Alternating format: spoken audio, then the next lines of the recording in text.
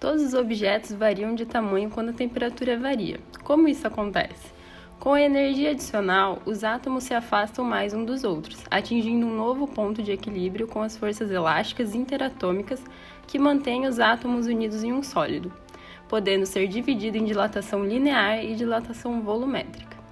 No caso do nosso experimento, será abordado um caso de dilatação linear, que é levado em consideração a dimensão linear e o coeficiente de dilatação linear.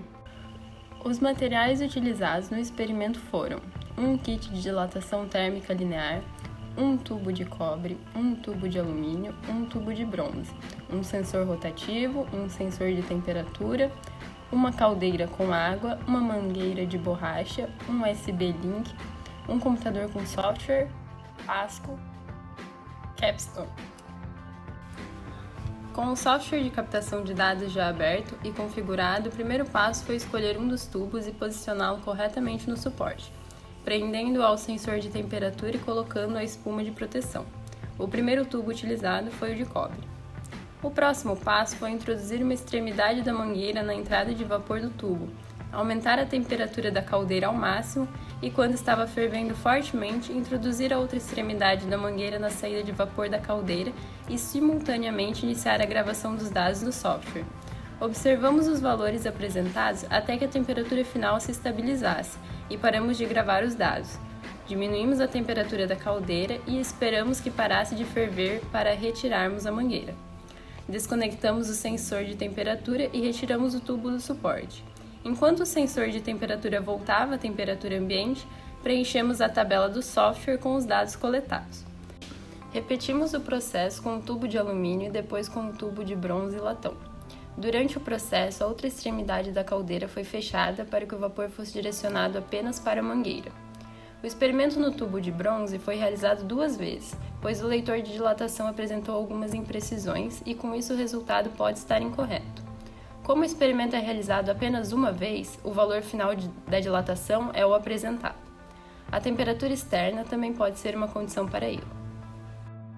A fórmula de dilatação linear é da forma ΔL igual a L0 vezes alfa vezes ΔT, onde ΔL é a variação de comprimento, L0 é o comprimento inicial, alfa é o coeficiente de dilatação linear e ΔT é a variação de temperatura, onde cada material tem o seu alfa, ou coeficiente de dilatação linear.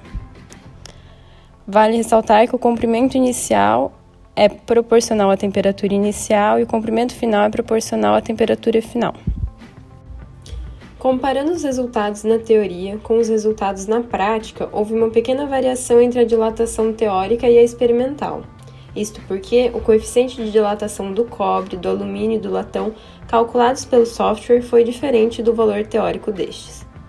Comparando os resultados obtidos no experimento com a fórmula para a dilatação do cobre, temos variação de comprimento é igual ao comprimento inicial vezes o coeficiente de dilatação vezes a variação de temperatura. Logo, a dilatação que ele deveria sofrer, teoricamente, é de 5,721 vezes 10 na menos 4, enquanto a sofrida experimentalmente foi de 4,937 vezes 10 na menos 4. A comparação do alumínio se dá por comprimento final menos 0,455 metros igual a 0,455 vezes 2,1 vezes 10 na menos 5 vezes 101,86 menos 25,86. Logo, a dilatação que ele deveria sofrer teoricamente é de 7,262 vezes 10 na menos 4, enquanto a sofrida experimentalmente foi de 6,794 vezes 10 na menos 4.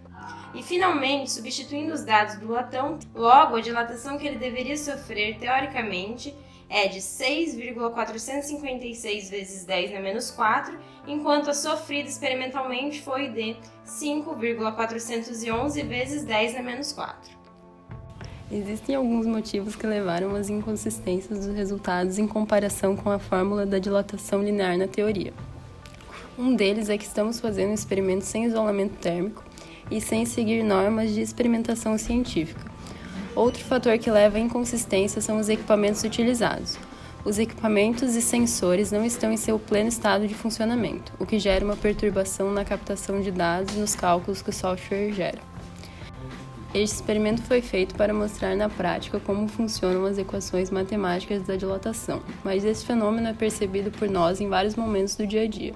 Quando colocamos água quente em uma xícara de vidro, por exemplo, a tendência da xícara é trincar e quebrar. Isso acontece pois a água está transferindo calor para o vidro, fazendo assim se dilatar.